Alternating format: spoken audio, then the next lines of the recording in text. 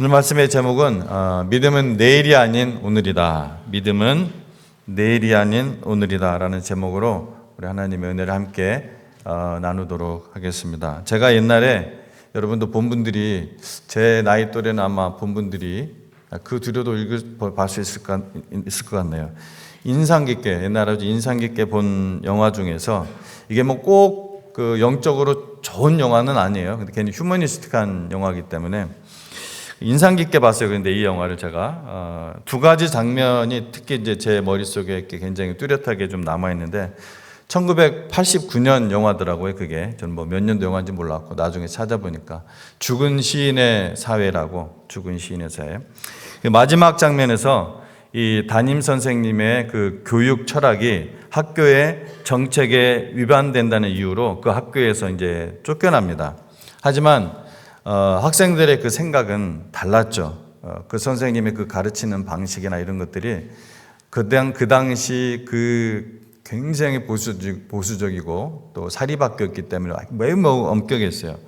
그 교육 방식이 자유로웠다는 것이 아니라 생각을 또 그들의 삶의 하루하루를 어떻게 살아가는지 굉장히 좀 잘 이렇게 이끌어주는 그런 선생님이었어요. 그래서 학생들이 이제 그 마지막 수업을 마치고 떠나는 선생님께 자기들의 그 존경을 표합니다.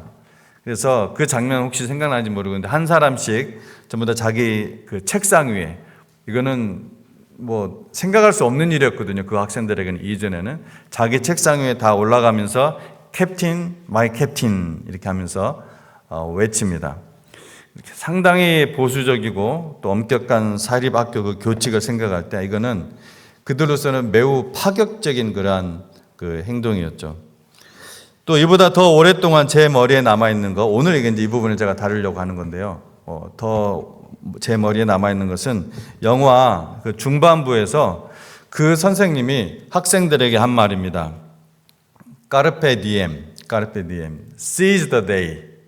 그러니까 오늘을 붙잡아라. 까르페 디엠, 오늘을 붙잡아라. 너의 인생을 특별하게 만들어라. 뭐 그런 의미입니다. 그래서 이 말을 이제 설명하고 이 말을 했을 때 그 교실은 순간 조용해지고 학생들의 그 눈빛이 변하기 시작합니다. 그 한 문장이 그들의 인생의 방향을 흔들어 놓기 충분했습니다. 근데 제가 이 말의 출처를 좀 말씀을 준비해서 알아보니까 좀 몰랐어요. 또 찾아보니까 이 로마 시인 호라티우스의 시집에 나온다고 합니다. 이 말이 로마 시인 호라티우스, 까르페 디엠, seize the day, 오늘을 붙잡아라. 무언가 좀 멋있는 말 같죠. 무언가 좀 있는 말 같아요. 또 이게 라틴어다 보니까 발음도 까르페 디엠 한 거 뭐 좀 들리기도 좀 우아하게 들리고. 근데 이게 세상에서 말하는 까르페 디엠, 세상에서 말하는 까르페 디엠, 이것은 영원한 삶이 예비되지 않는 까르페 디엠, 또 영원한 삶을 향하지 않는 이 까르페 디엠, 오늘을 붙잡으라. 이 말은 결국은 인생은 짧으니까 오늘을 즐겨라 라고 단정적으로 말할 수가 있습니다. 왜냐하면은 오늘 말씀에도 우리가 나오지만은 100년, 뭐 만년, 억년이라 할지라도 그 숫자를 영원이라는 숫자에 갖다 대면은 영원, 그렇죠? 영원에 갖다 대면 그 숫자는 모두 다 순간에 불과하기 때문에 그렇습니다. 순간에. 하지만 성경이 말하는 까르페 디엠은 전혀 다릅니다. 성경은 말합니다. 오늘을 하나님께 드려라. 오늘 하나님께 반응하라. 세상은 오늘을 놓치지 말라고 말하지만 하나님은 오늘 나를 놓치지 말라고 말씀을 하십니다. 목적어가 다르죠. 세상은 오늘을, 그러나 성경적인 제가 그리스도의 피로 담궜다 뺀 까르페 디엠은 하나님을 놓치지 말라고 합니다. 그것은 하나님의 생명을 받은 성도에게 오늘은 진짜로 의미 있는 오늘, 그리고 열매를 향한 오늘, 영원을 향한 오늘이기 때문에 그렇습니다. 여러분은 무엇을 위해서 지금 살고 계십니까? 지난주 그냥 여러분이 사셨지만 돌아보니까 여러분 무엇을 위해서 살았던 것 같습니까? 무엇을 위해서 지금 여러분의 인생을 달려가고 계십니까? 우리가 그것을 모르고 그냥 항상 생각하지 않고 산다 할지라도 결국은 우리가 돌아보는 날이 있습니다. 인생의 종착역에 가서 이것이 아니었네라고 후회하면은 안 된다는 것입니다. 우리의 숨이 멎는 그 순간 나라는 존재가 그냥 사라져버리는 것이 아니라 모든 사람에게 영원이라는 새로운 삶이 기다리고 있기 때문에 그렇습니다. 하나님의 자녀를 향한 하나님의 대답은 이것입니다. 너는 내 것이라. 우리를 향한 하나님의 대답은 뭐라고요? 너는 내 것이라. 내가 너를 지명하여 불렀나니 너의 삶은 헛되지 않다. 성도를 향한 하나님의 대답이십니다. 오랜 세월을 탁월한 율법적인 지식과 또 자기의 그 의로운 그리고 지식 속에서 살았던 이 바울, 여러분 잘 아시죠? 예수 믿는 사람들을 잡아 가두고 또 예수 믿는 사람들을 죽음에 내주었던 그러한 바울이었습니다. 그가 부활하신 예수님을 직접 만나 완전히 변해서 이렇게 고백하죠. 나의 나된 것은 하나님의 은혜로다. 나의 나된 것은 하나님의 은혜로다. 그리고 모든 인생들의 목적지를 예수님 안에서 그가 알게 된 후에 이렇게 간증을 합니다. 나는 다름질하기를 향방 없는 것 같이 아니하고 싸우기를 허공을 치는 것 같이 아니한다. 이렇게 간증을 합니다. 여러분의 삶은 어떠냐는 것입니다. 여러분의 삶은 혹시 허공을 치는 지난 한 주간, 지난 한 달간 혹은 여러분 지금까지의 삶이 정말 향방이 분명히 있는 그러한 삶으로 가고 있는 것인지, 권투 선수가 아무리 후들러도 허공을 치면은 자기 힘만 쭉 빠지고 결국은 패배하고 말듯이 분명한 타겟이 있어야 되는 것입니다. 제가 먼저 오늘 두 그룹의 사람들에게 전하려고 하는데 모든 분들에게 적용되는 말씀이라 생각이 듭니다. 먼저 이 하나님과의 관계가 불확실한 분들에게, 뭔가 확신이 없는 분들에게 먼저 말씀을 전합니다. 오늘이 은혜의 날이라는 것입니다. 사람들은 이렇게 말하는 경향이 있어요. 언젠가 제가 하나님을 만나볼게요. 믿어볼게요. 조금 더 제가 알아보면 하나님을 믿을 수 있을 것 같아요. 그런데 하나님을 아는 것은 어떤 정보가 쌓이는 과정이 아니라 관계가 열리는 순간입니다. 정보가 많이 쌓인다고 해서 여러분 하나님과 관계가 형성이 되는 것이 아니에요. 절대 아닙니다. 심지어 성경을 아무리 여러분 머릿속에 집어넣어도 그렇다면 모든 신학자들은 다 하나님과 자녀의 관계가 있는 사람이어야 돼요.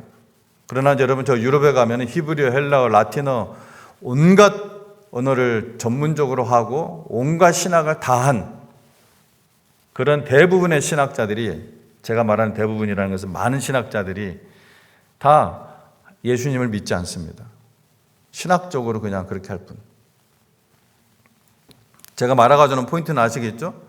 머릿속에 아무리 어떤 정보를 집어넣는다고 해서 하나님과 관계가 열리는 것이 아니에요. 우리가 하나님에 대해 머리로만 공부하고 이 하나님과의 만남이 없으면 아무런 기쁨도 없고 어떤 변화도 일어나지 않는다는 것입니다. 굉장히 중요한 포인트예요. 마치 이런 것과 같습니다. 어떤 사람이 어떤 의사에 대해서 아주 유명한 의사가 있어요. 만병을 고칠 수 있는. 그 의사에 대해서 책을 수십 권 읽었어요. 워낙 유명하니까. 그래서 그 의사가 어디에서 공부했고 어떤 치료법을 사용하고 어떤 환자들을 만나왔는지 다 합니다. 하지만 그 사람이 그 의사를 직접 만나 도움을 받아본 적이 없어요.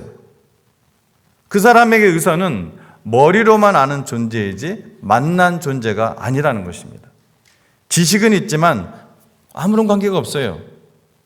그래서 그 지식은 아무 능력도 없습니다. 하나님도 똑같아요.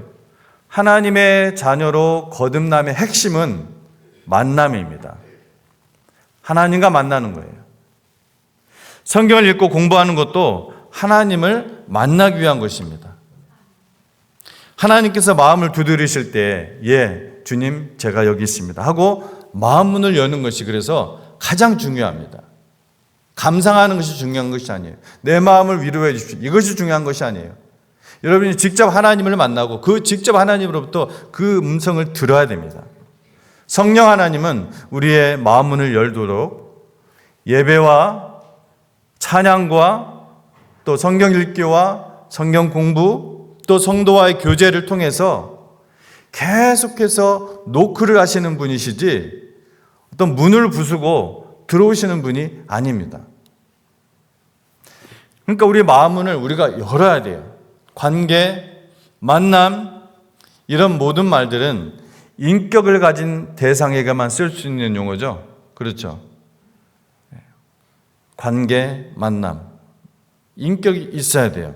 저는 가끔씩 과학 분야의 최고 전문가들이 나와서 신에 대해서 말하는 것을 듣곤 합니다. 근데 워낙 이게 방송이라는 것은 돈을 벌기 위한 것이잖아요. 많은 시청자들을 뽑아 보도로 하는 거기 때문에 이 방송국에서 섭외하는 거의 대부분의 과학자들은 모두 다 진화론자들이고 물신론자들입니다. 한마디로 말해서 창세기 1장을 믿지 않습니다. 예수님을 믿지 않습니다. 그런데요, 그분들 이야기를 이렇게 계속 들어보면 정말 탑에 있는 분들, 우리나라든 세계든 도킨스 같은 그런 극단적인 분 말고 이 탑에 있는 정말 그 인격 있고 정말 양심적인 그러한 진화론자들 가운데는요, 꽤 많은 분들이 신을 믿을 수밖에 없다고 말합니다. 신을 믿을 수밖에 없다. 심지어 그들은 스스로를 크리스찬이라고까지 합니다. 진화론자인데 교회도 가끔씩 다닌다고 합니다. 하지만 그 말의 의미가 무엇인지 알기 위해서는 그들의 이야기를 좀 더 들어봐야 돼요. 그들은 이렇게 말합니다. 창조의 신은 종교의 분야이고 내가 말하는 신은 그들의 입으로 얘기해요. 제가 쓰는 말이 아니에요. 인격적인 신이 아니다. 이렇게 얘기합니다. 과학이라는 학문의 그 정점에서는 신의 존재를 인정하지 않을 수 없다는 거예요. 자기 양심상. 그래서 그 신의 존재를 믿는 것이지 성경에서 말하는 그 인격적인 신 여호와 하나님을 믿는 것이 아니다. 예수를 믿는 것이 아니다. 바로 그거예요. 바로 그겁니다. 우리가 거듭나지 않으면은 하나님을 만나지 않으면 결코 이 인격적인 신을 알 수가 없습니다. 지식으로는 아무리 연구를 해도 알 수가 없어요. 이 만남은 인격적인 신이란 지혜와 감정과 의지를 가지고 관계를 형성할 수 있는 그러한 신을 말합니다. 지식이 많아서 하나님을 만나는 것도 아니고 또 정한수 떠놓고 새벽부터 빌며 정성을 다한다고 해서 만나는 것도 아닙니다. 오직 죽을 수밖에 없는 내가 죄인인 것을 고백하고 예수님의 그 십자가의 그 죽음과 부활을 바라보며 하나님 당신의 자녀가 되길 원합니다. 절 받아주십시오. 제 마음을 엽니다. 그래서 진정한 만남을 강구할 때 어느 날 어느 순간 성령님께서 그 마음에 들어오시는 것입니다. 제가 몇 가지 비유를 좀 들어드릴게요. 이게 좀 더 설명을 해드리기 위해서 제가 이제 전도할 때 많이 제가 대학교 때 전도할 때 많이 썼던 그런 용어들인데 하나님을 만나는 것을 라디오나 어떤 와이파이로 이제 설명할 수가 있습니다. 신호는 항상 있지만 마음의 주파수를 맞출 때 들려요. 지금 이 자리에도 얼마나 많은 주파수가 오가고 있는지 몰라요. 많은 신호들이 오가고 있는지 모릅니다. 어떤 걸 딱 잡으면은 저쪽에 있는 무선 마이크 그 소리가 우리 교회도 그때 들리더라고요. 딱 맞추면. 신호는 항상 있지만 그 주파수가 맞아야 돼요. 라디오는 신호가 없어서 침묵하는 게 아니라 주파수가 맞지 않아서 안 들리는 거예요. 그러나 딱 맞추는 그 순간, 그 주파수에 딱 맞추는 순간 그때 이제 음악이 들리고 소리가 들리고 그 앵커의 소리가 들립니다. 마찬가지로 하나님은 언제나 그 자리에 계시고 언제나 말씀하시고 성령님은 언제나 역사하시고 하나님의 임재는 세상 어디에도 무소부재라고 표현을 하죠. 그것을 언제나 충만합니다. 다만 내 마음의 주파수가 하나님께 맞춰져 있지 않았기 때문에 아직 들리지 않는 것입니다. 그리고 하나님은 조용히 아주 부드럽게 마음 문이 조금만 열려도 그 순간 들려오십니다. 하나님이 멀어서 못 만나는 것이 아니라 주파수가 안 맞아서, 내가 주파수를 맞추지 않아서 못 듣는 것입니다. 또 한 가지 비유를 드릴게요. 빛과 눈의 비유. 빛은 항상 비추고 있지만 눈이 떠져야 보입니다. 눈이 떠져요. 햇빛은 항상 있고 그 빛은 언제나 우리를 비추고 있지만 눈을 감은 사람은 보지 못하고, 눈이 아픈 사람은 빛을 불편해하고 눈이 열려야 비로소 빛을 볼 수가 있습니다. 하나님을 만난다는 것은 빛이 생기는 것이 아니에요. 내 눈이 열리는 것입니다. 하나님은 언제나 계십니다. 우리가 그분을 볼 수 있도록 내 마음의 눈이 열리는 순간이 바로 만남입니다. 제가 옛날 이야기, 저에게 있었던 옛날 이야기 하나 해드릴게요. 제가 대학교 다닐 때 전공 교수님들에게 제가 열심히 복음을 그때도 전했습니다. 그 중에 한 분이 바이오 케미스트리 분야이셨는데, 어떤 복음 전하다가 제가 이제 그 지도 교수님 연구실에 들어가서 얘기하는데, 승호야, 사실은 나도 교회 다녀. 미국에서 포닥할 때부터 교회를 다녔지. 그 소리를 딱 듣는 순간 반가웠죠. 우리 전공 교수님들 가운데 이런 분이 있었구나. 근데 이야기를 나누다 보니까 이분이 앞에서 말씀드렸던 그런 조물주의 존재는 믿지만 인격적인 하나님, 여호와 하나님, 우리의 죄 때문에 대신 죽으시고 부활하신 그 예수님을 영접한 분은 아니었어요. 그래서 어떻게 했습니까? 그때부터 당연히 제가 이제 전도하기 시작했죠. 인간의 죄, 나의 죄, 교수님의 죄, 모든 인간들이 가지고 있는 그 죄, 사망, 영원한 심판, 예수님의 죽음과 부활, 회개, 영접, 기본적인 거 다 전했어요. 어떻게 되었을까요? 그 똑똑한 교수님이 바로 제 앞에서 문을 열겠습니까? 마음문을. 그냥 웃으면서 싱겁게 허허 그래 그러면서 아무 일도 일어나지 않았습니다. 그런데 그 후 세월이 꽤 많이 흘러서 제가 이제 신학을 할 생각으로 달라스에 있는 신학교에서 이제 공부할 때 우연히 소식을 들었어요. 그 교수님이 대전 침례신학대학교 야간을 다니고 있고 학교에서는 교수로, 교회에서는 전도사로 사역하고 있다는 것이었습니다. 그 후 몇 년이 지나서 제가 한국을 방문하게 되었어요. 너무나 드라마틱한 사건 아니에요. 너무나 놀랐고, 특히 제가 전도한 저로서는 너무나 기뻤죠. 그래서 그 교수님께 전화를 드렸는데 다행히 저희 이름까지 잘 기억하고 있었어요. 그래서 만나서 이제 이런저런 이제 이야기도 하고 교제를 하는데, 뭐 하고 계십니까? 교회에서 목장에 우리가 가지고 있는 목장, 이런 목장의 목자가 되어서 열심히 복음을 전하고 가르치고 섬기는 일을 하고 있다는 거예요. 정말 너무나 감사했어요. 그래서 어떤 일이 있었는지 좀 나누어 달라고 제가 했어요. 특별한 일은 아니었어요. 굉장히 제너럴한 일이 일어난 거예요. 공통적인 거듭난 사람들에게. 그래서 본인이 계속해서 미루고 망설이다가 마음이 무거워져서 자기 양심상 도저히 안 되겠다는 어떤 순간이 왔대요. 그래서 마음을 열기 시작했다는 것입니다. 다 내려놓고 정말 예수님이 살아계신 하나님이라면은, 제가 생각하는 그 신이라면은, 이 모든 세상을 창조하신 그 신이라면은 저를 만나 주십시오 하고 험불한 마음으로 성경을 읽고 또 기도하고, 주일 예배는 물론 철학 기도에도 나갔대요. 철학 기도에도 나가고, 또 다른 성도들과 마음을 열고 교제하다가 그냥 어느 날 어느 순간 자기의 죄를 크게 통회하는 그 순간이었대요. 자기가 그렇게 하려고 한 것이 아니라 갑자기 그 마음속에서 죄를 통회하는, 그때 그 순간 자기가 예수님을 영접했다는 것입니다. 특별한 얘기 아니죠. 아주 제너럴한 이야기예요. 거의 대부분의 구원받은 하나님의 자녀들에게 일어나는 그러한 과정들입니다. 그래서 만남은 내가 만드는 것이 아니라 사실은 열린 마음에 하나님이 찾아오는 거예요. 그러니까 포인트는 내가 마음을 열어야 돼요.